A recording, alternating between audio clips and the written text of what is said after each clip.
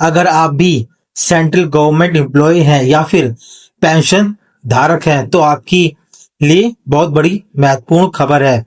8वें वेतन आयोग को लेकर सरकार का बड़ा सवाल, फिटमेंट फैक्टर आखिर कितना होगा?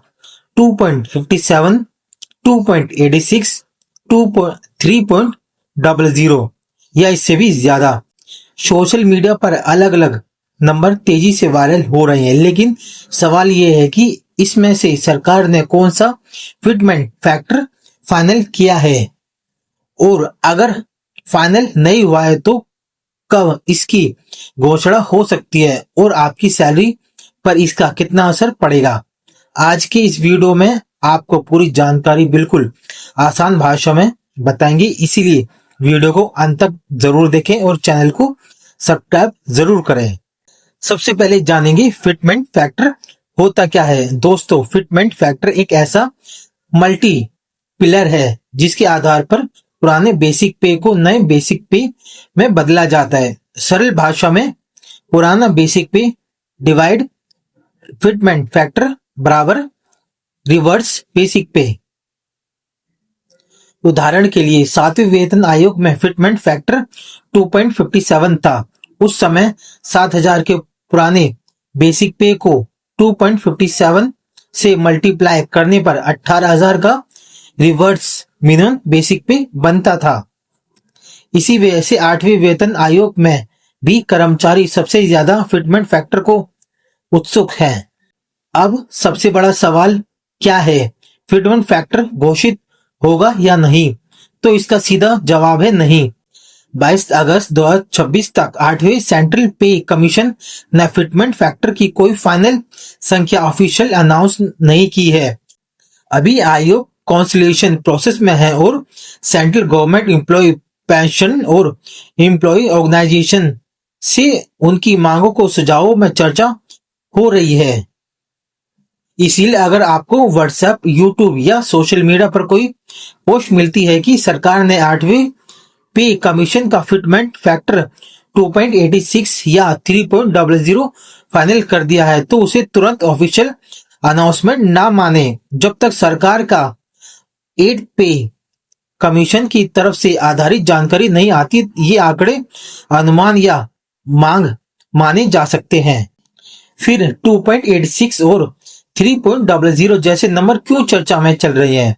अब यहाँ एक महत्वपूर्ण बात आती है। कर्मचारी संगठन और अन्य अलग अलग एक्सपर्ट अपनी अपनी कैलकुलेशन और डिमांड के आधार पर अलग अलग फिटमेंट फैक्टर की बात कर रहे हैं। कहीं 2.57 की चर्चा हो रही है, कहीं 2.86 की, कहीं 3.00 और कहीं इससे भी ज्यादा फैक्टर की मांग चल रही है। लेकिन किसी डिमांड का मतलब यह नहीं कि सरकार ने उसे मंजूर कर लिया गया है। उदाहरण के लिए कुछ एम्प्लॉय ऑर्गेनाइजेशन ने 3 से ऊपर फिटमेंट फैक्टर की मांग भी रखी है, लेकिन अंतिम संख्या आयोग की रिकमेंडेशन और उसके बाद सरकार के फैसले पर निर्भर करेगी। सरकार पर कितना असर पड़ेगा, अब इससे एक आसान एग्जाम्पल में समझते हैं।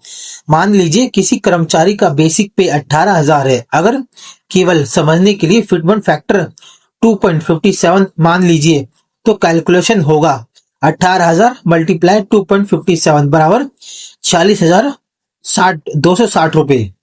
अगर हाइपोथेटिकल और पर फैक्टर 2.86 हो तो 18,000 मल्टीप्लाई 2.86 बराबर 51,480 रुपए बैठते हैं। और अगर हाइपोथेटिकल फैक्टर 3.00 हो तो 18,000 मल्टीप्लाई 3 यानी कि 54,000 की सैलरी बैठती है। लेकिन यह एक बहुत जरूरी बात है, इन आंकड़ों को आपकी फाइनल सैलरी न समझे, लेकिन बेसिक पे के अलावा डीए, एचआरए, ट्रांसपोर्ट अलाउंस और दूसरे अलाउंस भी सैलरी में शामिल होते हैं। इसीलिए फिटमेंट फैक्टर 3 होने का मतलब यह नहीं है कि आपकी पूरी सैलरी 3 गुना हो जाएगी। एक्चुअल सैलरी कितनी बढ़ेगी या नए मैट्रिक्स और अलाउंस के फाइनल रूल पर निर्भर करेगा। पेंशन धारकों के लिए क्या होगा? 8वां पे कमीशन सिर्फ सर्विंग एम्प्लॉय के लिए नहीं इम्पोर्टेंट नहीं है। सेंट्रल गवर्नमेंट की पेंशन भी इसके रिकमेंडेशन का इंतजार कर रहे हैं। फिटमेंट फैक्टर और पेंशन रिजर्व पेंशन रिवीजन के आधार पर पेंशन में भी बदलाव हो सकता है, लेकिन यहाँ भी कई बात लागू होती है।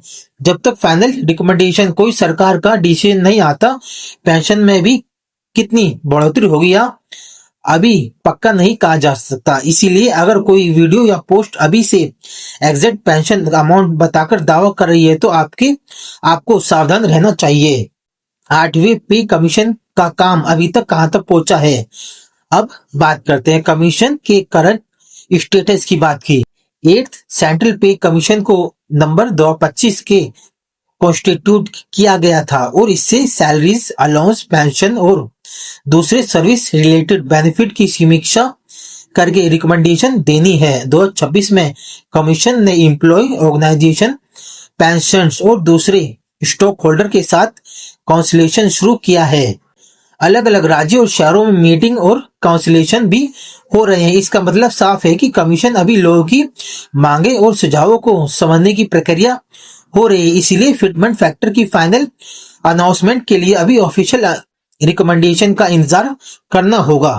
रिपोर्ट कब आ सकती है? मौजूदा जानकारी के अनुसार 8वें पे कमीशन को अपनी एक रिकमेंडेशन देने के लिए 18 महीनों का समय दिया गया होता है। कमीशन का गठन नवंबर 2025 में हुआ था और उसकी रिकमेंडेशन करीब मई 2027 तक आने की उम्मीद बताई जा रही है। हालांकि इससे पहले रिपोर्ट आने की संभावना को लेकर भी चर्चाएं होती हैं, लेकिन जब तक कमीशन या सरकार कोई ऑफिशियल टाइमलाइन नहीं देती, किसी एक तारीख को फाइनल मानना नहीं होगा।